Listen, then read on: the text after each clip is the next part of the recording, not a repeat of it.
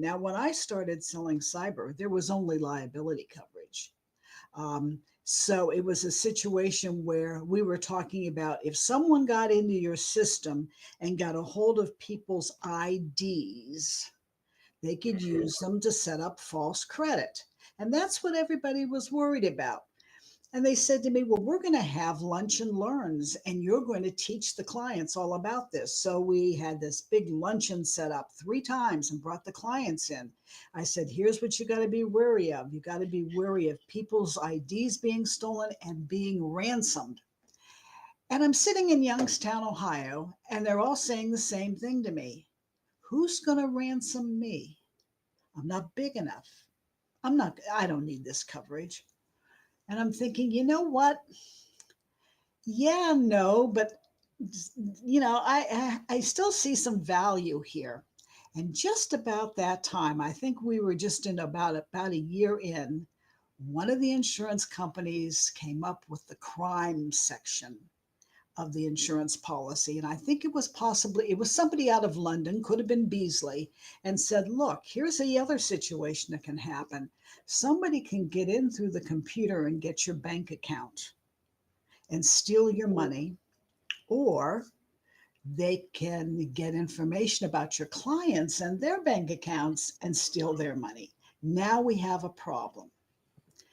And I immediately said, okay, everybody's got a bank account. So I went at it a whole different way then. And I've been selling it this different way for years now. And when I teach the cyber and I talk to the students, I tell them my way of doing it. I said, look, the chances of somebody being ransomed, especially when you're in an area like I am, and even in your area, okay, we are not in massively big cities. Most of our clients are under $100 million of sales. Most businesses under $100 million of sales are not going to be ransomed. People that are doing the ransoming want money. They want big money. They want millions on millions of dollars. So they know what they're targeting. But everybody is after somebody's bank account. And I can tell you every claim I've ever paid so far has been a crime claim.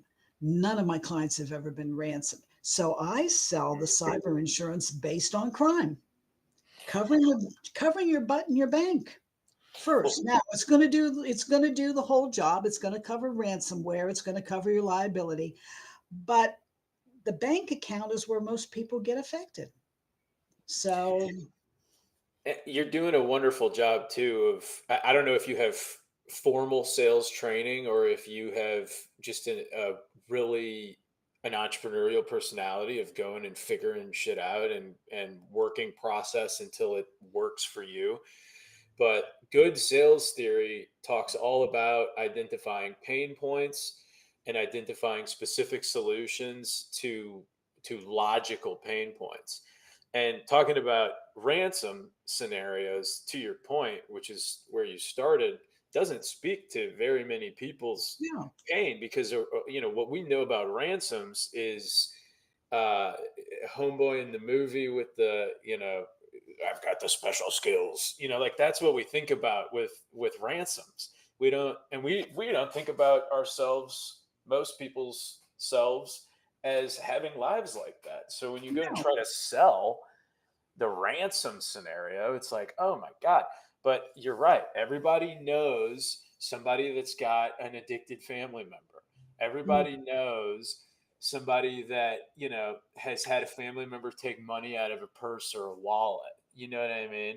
Everybody knows like how easy it is. Everybody knows somebody who's gotten a message on Facebook from somebody's hacked account trying to sell them shoes, or trying to, yeah, you know what I mean? Like everybody's had absolutely. those simple experiences.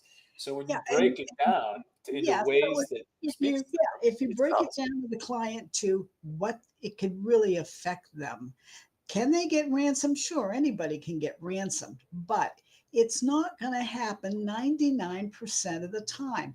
99% of the time, you're basically looking at protecting your assets, just like you do with any kind of insurance.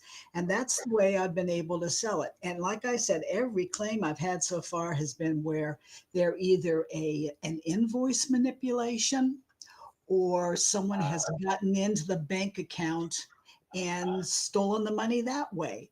And when I talk to people on that basis, and you start to talk to them and focus on that, they realize that that's a big issue. And yes, maybe to a big company, getting 10 or $15,000 stolen isn't a big deal. But I've had 66,000 that was stolen this year. I've had 39,000.